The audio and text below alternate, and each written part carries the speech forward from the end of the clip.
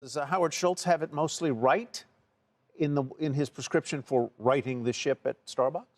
I think he does. I mean, Howard is obviously a visionary, and so I do think focus on being in the restaurants is really critical. But we're also of the view that there is a branding issue that's happening right now, and so making sure that a broader audience gets the message about what Starbucks offers and and the experience in the restaurants is also important. Tell me what you mean when you say a branding issue. What are you talking about there? There's a social media narrative that talks about Starbucks and it's related to the Middle East, and there's some confusion or I guess what I'll characterize as sometimes mischaracterization of how they are positioned or what their views are.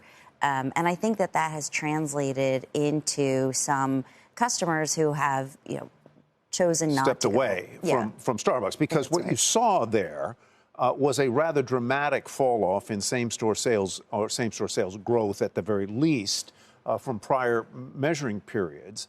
That would suggest something beyond merely a kind of glacially paced decline in customer service or a glacially paced resistance to higher prices. Something has to have happened there that ticked people off. That's right. So that was, the research that we were writing. This was exactly that point, which is you don't see this kind of, precipitous decline because of something that has been, to use your words, glacial, or something that has been evolving. I mean, the low-income consumer has been under pressure now for the better part, probably, of the last 2 years. Service speeds have been something that, they've been talking about, for their entire existence. Agreed. I think I happen to patronize the company, and I would say that the experience using the app is kind of less good than it used to be. It seems like there are fewer employees in the stores actually preparing the beverages and preparing the foods. And so the customer experience isn't what it was. But what specifically does Starbucks need to do in terms of, if there has been brand damage because of position statements on the Israel-Hamas war, what do they need to do to massage or correct or reposition the company and brand so as not to alienate consumers? Well, I don't know that they need to address that. I think it's more about, communicating what Starbucks can offer, the value proposition. They've actually improved service, so throughput is improving.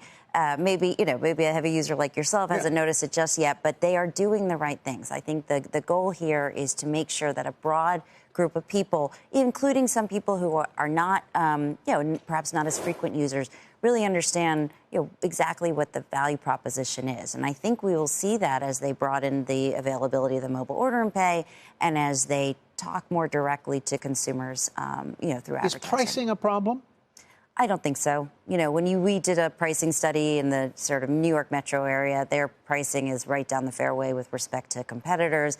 They've actually taken their prices up less than a lot of their competitors. The reason that the check has been going up is because people are choosing to, customize or to trade up in sizes. And that's another point that we think is important.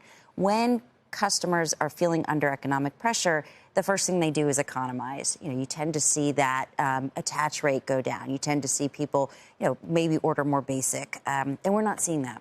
Not seeing a retreat in the average ticket price. That's right. In other words, they're going up, and they're doing it very comfortably. Right. Have they been adding? What about their international business? Let's talk about that a little bit, and particularly China. So, China is a struggle for a lot of companies. The macro economy is not particularly favorable right now. We've heard from a lot of consumer-facing companies that it's just difficult. And Starbucks is not alone. So it is not Starbucks specific there in China. The brand is still very strong. It's just demand has pulled back. But what we know about Starbucks in China is that, again, it's the top choice of, 1 out of every 2 coffee customers. And I think what we are seeing with them is, again, a push to really communicate the value proposition through their digital, assets there. But it's going to be a slog because of the macro environment. Yeah.